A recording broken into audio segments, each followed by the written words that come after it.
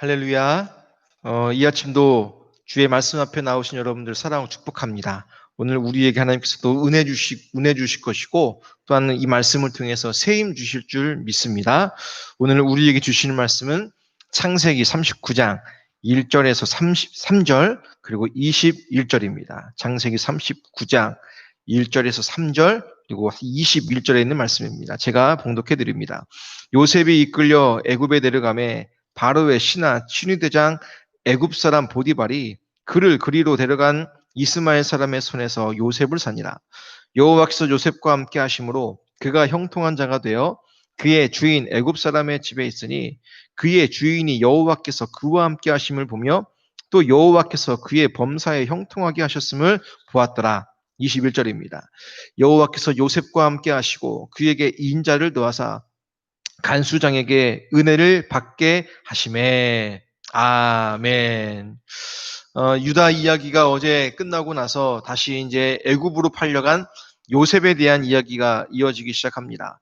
요셉이 팔려간 곳은 애굽의 왕인 바로 왕의 친위대장, 즉 경호대장인 보디발의 집이었습니다.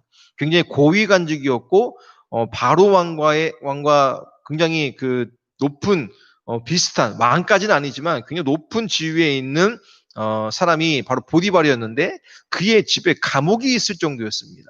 그러니까 그 경호대장이었던 보디발의 힘과 영향력이 굉장히 컸던 사람인데 요셉이 그 보디발의 집에 이제 종으로 팔려가기 시작합니다. 그리고 거기서 이제 종의 신분으로 일을 하기 시작하죠.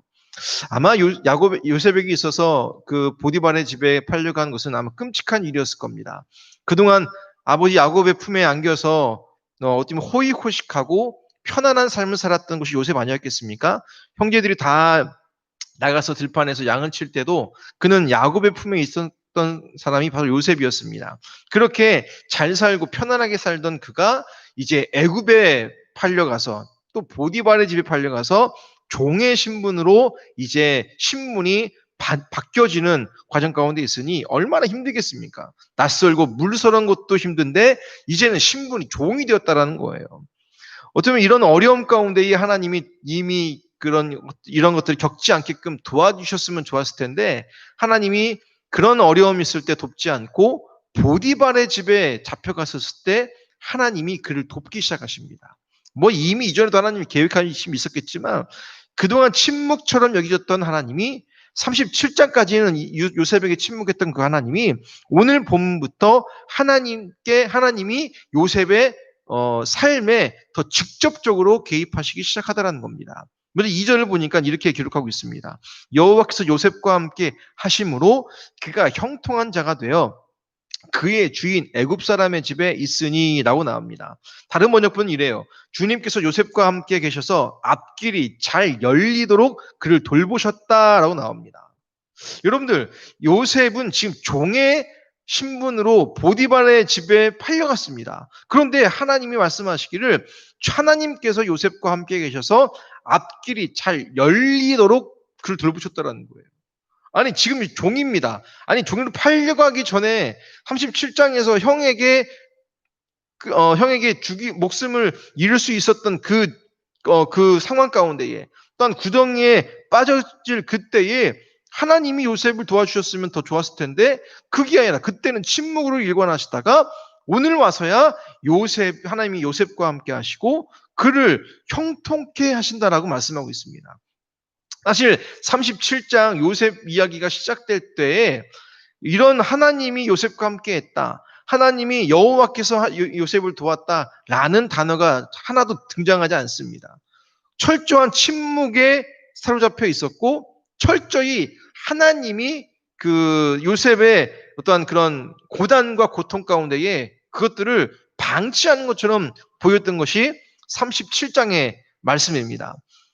더불어서 오늘 보면 3절을 보니까 이렇게 하나님 또 말씀하시죠. 그의 주인이 여호와께서 그와 함께 하심을 보며 또 여호와께서 그의 범사에 형통하게 하심을 보였더라라고 말씀하십니다. 그의 주인이 누굽니까? 보디발이죠. 보디발이 보니까 요셉을 보니까 야 요셉 하나님이 함께 하신 사람이구나. 야 요셉이 하는 일마다 잘 되니까 야 주님이 요셉과 함께 하는구나 라고 그 이방 민족의 이방 민족이었던 보디발이, 하나님을 알지보다는 보디발이 요셉을 보면서 하나님을 인정하더라는 거예요. 야, 이 사람 하나님이 정말 함께 하시는 분이네. 얼마나 복을 많이 주셨으면 하나님이 그렇게 하나님을 모르는 사람들까지도 그렇게 말하고 있겠습니까? 여러분들, 그런데 타이밍이 맞지 않아요. 아까 말씀드렸던 것처럼 이미 37장에 형들에게 고통을 받고 고난을 받을 그때에 하나님이 도와주셨어야 돼요. 그런데 오늘 본문을 보니까 이미 종으로 팔려온 그 요셉에게 하나님 말씀하시기를 하나님이 그와 함께하고 하나님이 그를 형통하게 하셨다라고 말씀하십니다. 좀 타이밍이 안 맞아요. 또 오늘 보면 읽었던 21절을 보니까 성경이 이렇게 말씀하십니다. 여호와께서 요셉과 함께 하시고 그에게 인자를 도와사 간수장에게 은혜를 받게 하심에라고 나옵니다. 여러분들, 이게 어떤 일이냐면 보디발의 집에서는 요셉이 종으로 일을 하고 있었을 때에 보디발의 아내가 요셉을 유혹합니다. 근데 요셉이 하나님을 두려워하는 마음으로 그 유혹을 뿌리치죠. 근데 그 보디발의 아내가 그것을 괘씸하게 생각해서 누명을 씌웁니다. 누명을 씌워가지고 그 요셉이 그 감옥에 갇히는 일을 경험하게 되더라는 거예요. 근데 중요한 건 그렇게 누명 씌우고 억울함을 당하고 있는 그때 하나님이 요셉과 함께하고 그것을 막아주신 것이 아니라 요셉이 감옥에 갇힌 직후 감옥에서 하나님이 요셉과 함께 한다라고 오늘 기록하고 있다는 거예요. 그러면서 다른 번역본을 보면 그를 한결같이 사랑하셔서 간수장의 눈에 들게 하셨다라고 나옵니다. 여러분들, 하나님이 요셉을 사랑하셨대요. 아니, 그러면 우리 사랑했다라면 누명도 안 쓰게 하고 억울함도 안 겪게 하면 더 좋았을 건데 그게 아니라 하나님께서 감옥에 갇힌 그 상황 가운데에서 하나님이 다시 일하기 시작하시더라는 겁니다. 참 그 하나님이 한 발짝씩 늦게 요셉을 도와주시는 것 같습니다. 정말 필요할 땐 침묵하시고 고난의 길을 걸어갈 때 함께 하신다라고 말합니다. 그 형통케 하신대요. 종인데, 예, 또 감옥에 갇혔는데 하나님이 나를 사랑하시고 하나님이 우리를 형통하게 만드시겠다라고 하나님 말씀하세요. 참 좀 이렇게 앞뒤가 좀 안 맞는 분위기 아닙니까? 근데 우리 사실 요셉이 보디발의 집에 팔려가고 보디발의 감옥, 즉 국가의 고위관직들이 갇혀 있는 감옥에 요셉이 갇히는 이런 모든 과정이 후에 요셉이 애굽의 총리로 세워질 때 필요한 훈련의 과정이었던 것을 우리는 알고 있습니다. 이미 성경의 그 결말을 알고 있으니까요. 즉 뭐냐면 요셉이 지금 겪고 있는 것, 보디발의 집에 팔려가고 또 그 감옥에 갇히고 하는 것이 누명이고 또한 과정이 힘들고 어렵고 외롭고 고통처럼 생각할 수 있겠지만 어찌 보면 하나님은 요셉이 그 길을 가야 할 길이기 때문에 그 길을 가게 하시더라는 거예요. 근데 요셉 입장에서는 좀 답답하죠. 왜 한 박자씩 늦게 우리를 도와주고 한 박자씩 늦은 상황 가운데서 우리를 사랑한다, 널 형통하게 하겠다라고 말씀하고 있냐는 거예요. 아니, 애초에 그런 고통 안 주시면 되는 거 아닙니까? 애초에 그런 어려움 피할 수 있게 해주시면 되는 거 아닙니까? 그런데 그거 다 고난 가운데 또 절망 가운데 빠졌을 때에 하나님이 요셉 가운데 말씀하고 있다는 거예요. 여러분들, 하나님은 우리가 이해할 수는 없지만 여기에는 하나님의 놀라운 비밀이 또 계획이 숨어 있습니다. 여러분들, 우리는 하나님의 계획과 하나님의 뜻을 100%다 알고 가는 게 아닙니다. 단지 하나님이 가라 하는 그곳, 하라 하는 그 일을 믿음으로 하는 사람이 예수를 믿는 저와 여러분들의 모습입니다. 우리는 이해할 수 없어요. 어떻게 원수를 사랑합니까? 어떻게 억울함 가운데에서 조용히 뭡니까? 그 나라의 지도자들에게 순종을 합니까? 우리를 죽이려고 하는 그 사람들에게 어찌 사랑한다고 말할 수 있겠습니까? 우리는 이해할 수 없어요. 근데 하나님은 우리 가운데에 순종할 것을 말씀하고 있는 거예요. 우리는 몰라요. 우리는 그 길이 어떤 길인지 모릅니다. 그 길 끝에 뭐가 있는지도 잘 몰라요. 근데 하나님이 말씀하시면 그 길을 걷는 사람들, 믿음으로 가는 사람들이 바로 저와 여러분들의 삶이라는 거예요. 사람이 보기에는 고난의 길입니다. 요셉의 삶, 고난의 길 아닙니까? 종의 모습, 또는 고개 갇히는 것, 고난의 길이고, 고통의 길이고, 심지어는 실패의 길처럼 보이기도 합니다. 그런데 여러분들, 하나님이 우리 사람의 눈으로 실패하고 절망적이고 고통과 고난의 길인 요셉의 그 과정 가운데에 말씀하시는 건 하나님이 그와 함께 하시고 그를 도와주시고 그를 그 가운데서 형통하게 하셨다라고 오늘 본문의 말씀 가운데에 기록하고 있다는 거예요. 우린 준비된 길을 가는 자가 아닙니다. 우리는 모든 것을 알고 가는 게 아니에요. 하나님이 가라 하면 가는 겁니다. 또 하나님이 가지 말라고 하면 가지 않는 자들이 저와 여러분들인 거예요. 그 때문에 여러분들 하나님이 가라 하는 그 길은요, 오늘 본문 요셉에게 말씀하셨던 것처럼 형통한 길이에요.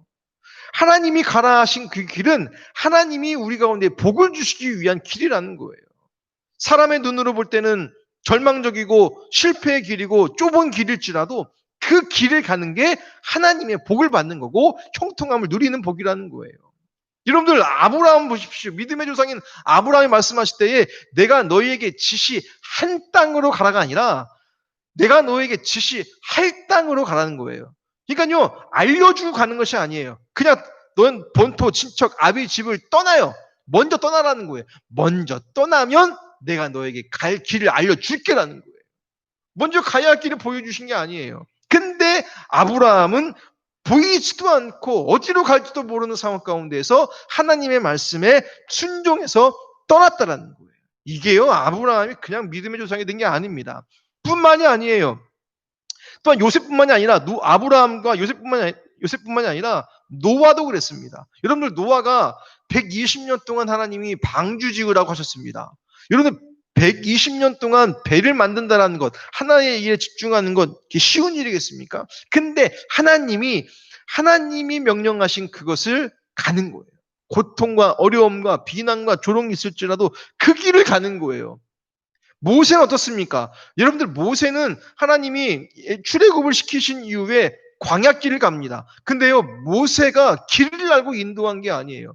구름 기둥이 또한 불 기둥이 장막 위에 올라가서 이동을 하면 그때 짐싸서 옮기는 거예요. 언제 그 불 기둥과 구름 기둥이 움직일지 모릅니다. 근데 모세는 또 그것이 어디로 갈지도 모름에도 불구하고 그 하나님의 구름 기둥이 움직이는 그곳으로 가는 거예요.